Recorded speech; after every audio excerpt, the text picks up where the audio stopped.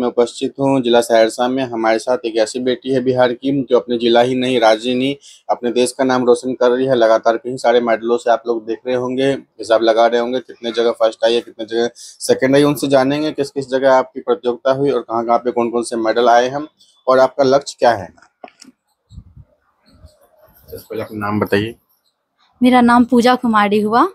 भूपेंद्र नारायण विश्वविद्यालय से मैं पढ़ती हूँ और मेरा कॉलेज का नाम आरएम कॉलेज है।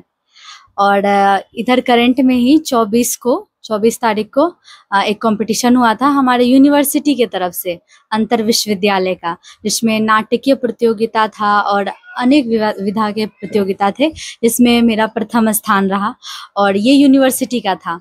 और फिर बिहार गवर्नमेंट के तरफ से वैभव चौधरी सर डीएम जो हैं उनके द्वारा ऑर्गेनाइज किया गया था युवा उत्सव। उनमें मेरा एक्सटेम्पोर यानी कि ऑन टॉपिक आपको बोलना होता है चिट निकाल करके, उसमें भी मेरा प्रथम स्थान रहा और नाटक में भी मेरा प्रथम स्थान रहा, जिसमें मुझे बहुत सौभाग्य के साथ राज्य स्तरीय में मेरा चयनित किया गया, जिसके लिए मैं अपना 110% दूंगी। थैंक यू मुझे इस चीज में। तो ये तीनों जो आपका प्रतियोगिता हुई, नाट्य हुआ, एक जो है उसका कार्यक्रम, दो और हुए, तो उसमें किस किस तरह का खेल होता है तो डिटेल में समझा। तो नाट्य के बारे में बताइए।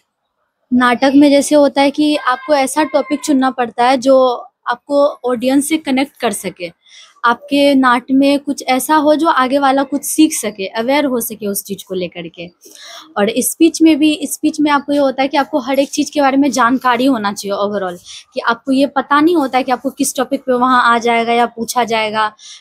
तो ये आपको मतलब यही है, मेनली आपको पढ़ना पड़ता है। वैसे अभी मैं एमए 3rd सेमेस्टर में पढ़ रही हूँ, तो मेनली इसमें पढ़ना ही पड़ता है, ज्यादातर आपको पढ़ाई ही करनी पड़ेगी। एक तरह से आपको जो है राइटिंग करके डायरेक्टर की तरफ से दिया जाता है, उस पर एक्ट करना होता है। हाँ। प्रॉपर ऑडियंस को कनेक्ट करना पड़ता है हम, ताकि प्रॉपर समझ सके, जिस तरीके से हम फिल्में वगैरह देखते हैं। जी बिल्कुल। और बाकी दो और भी कंपटीशन हो, उसमें किस किस तरह का काम करना पड़ता है।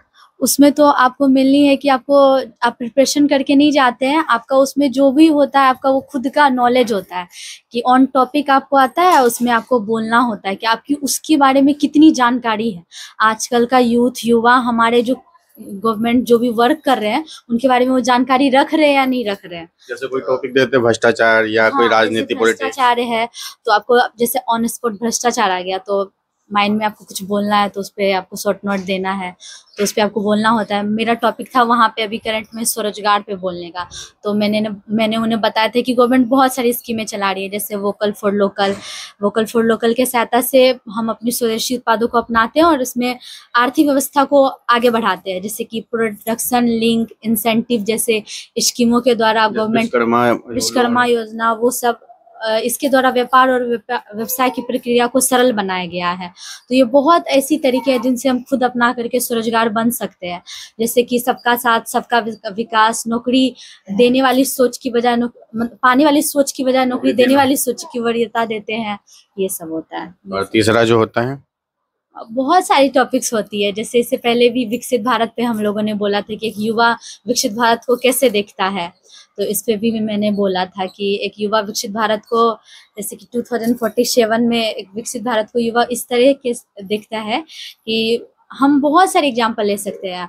हमें ये सोचना होगा कि अभी सबसे ज्यादा इंडिया में जो पॉपुलेशन है वो एक यूथ का है, सबसे ज्यादा बोला जाए तो, और यहाँ के यूथ उतना इस चीज पे फोकस नहीं कर रहे हैं। जैसे आप अमेरिका की बात करें तो हमें सीखना होगा कि कैसे अमेरिका ने अपने अन्य देशों के साथ अंतर्राष्ट्रीय संबंध मजबूत कर आगे बढ़ रहे हैं, कैसे दक्षिण कोरिया अपने लोकगीत खान पान को अपना करके पूरे विश्व में एक नया पहचान बना रहे हैं, जापान अपना टेक्नोलॉजी का यूज करके आगे बढ़ रहा है। उसी तरीके से हमें भी फोकस करना पड़ेगा।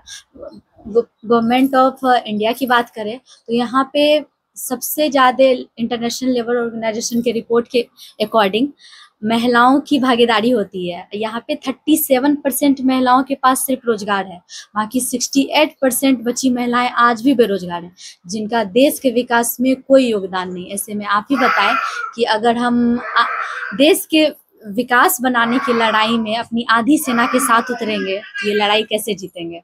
तो इस तरीके से आप लोग जैसे बाहर जाते हैं, पटना जाते हैं, क्योंकि इन सब चीजों में आपको घर से निकलना होता है, कहीं कहीं से जगह जाना होता है। फैमिली किस तरीके से रिस्पॉन्स करती है, किस तरीके से आप लोग का सपोर्ट करती है। मेरी फैमिली बहुत सपोर्टिव है। मैं मतलब मैं 8 बजे घर आती हूँ, मैं जिम भी करती थी, मैं पढ़ाई भी करती थी, सब कुछ। मुझे कभी किसी चीज़ के लिए नहीं रोका गया कि तुम यहाँ मत जाओ, वहाँ मत जाओ, किसी चीज़ के लिए नहीं, कभी नहीं। हाँ, ये भी नहीं कि तुम घरवालों को कभी साथ ले जाओ, ऐसा कुछ नहीं है। उन्हें इतना विश्वास है कि जो करेगी अच्छा ही करेगी। बहुत सारी ऐसी फैमिली होती है जो इतना ज़्यादा जो है ओपन माइंडेड नहीं होती है, और अपनी जो बेटियां होती है उतनी ज़्यादा आज़ादी नहीं दे पाते, जिसके जगह ये होता है कि बेटियां अपना जो स्किल है वो दिखा नहीं पाती। उन माँ बाप से क्या बोलना चाहती है? उन उन माता-पिताओं से यही कहना चाहूँगी, या उनके गार्जियन से, कि नहीं, ये बहुत गलत है कि आप किसी की प्रतिभा को मार रहे हैं। जितना आप अपनी बेटी की खर्चा के शादी के पीछे जो खर्चा करते हैं, 10 लाख, 20 लाख, करोड़ों खर्चा कर देते हैं। अगर आप उनका 50% हिस्सा भी अगर उनके एजुकेशन में लगाते हैं, या उन्हें विश्वास दिलाते हैं कि नहीं, मैं तुम्हारे साथ हूँ, तुम कुछ करो, तो ये 110 है कि वो कुछ करेगी, है ना? और क्या गारंटी है कि आप उनका शादी के लिए जो पैसा जमा कर रहा है, जिनसे वो शादी आप उनका करेंगे, वो उन्हें रखेगा या भी नहीं रखेगा। आप आजकल का देख ही रहे हैं कि कैसी मेंटेलिटी हो रही है आजकल के यूथ का। हम रिश्ता निभाने से ज्यादा रिश्ता तोड़ने में बिलीव कर रहे हैं, तो तो अगर इसलिए अपने उनका एक पैरों आइडेंटिटी पे एक खड़ी डिपेंड हो रहेगी। जाएगी। तो उन्हें कोई भी छोड़ने से पहले 100 बार सोचेगा। अगर छोड़ भी देता है, वो उतनी खुद सशक्त होगी कि वो अपनी पूरी जिंदगी अकेले सरवाइव व्यतीत कर कर लेगी। सकेगी। तो इसीलिए जैसे कि यहाँ पे सहरसा जिला प्रशासन है और अपना बिहार प्रशासन है, आपके कॉलेज के भी बहुत सारे प्रधानाध्यापक हैं, टीचर्स हैं, किस तरीके से वो लोग का आप लोग का साथ सपोर्ट रहता है? मेरे प्रधानाध्यापक सर जो रहे हैं, वो पूर्व रहे हैं या अभी जो प्रेजेंट में है, वो सब काफी उनका अच्छा वर्क रहा है। जहाँ जाओ, हर एक चीज में रहने जाने आने का, हर एक चीज का जो भी पोस्ट होता है, सर सब करते हैं। वो एक मेरे पिता के समान है। उन्होंने जैसा गाइड किया है शुरू से ही, वो बहुत बड़ी बात है। उनके लिए सर सबको थैंक यू बोलना चाहती हूँ। मैम सबका भी बहुत रोल रहा है।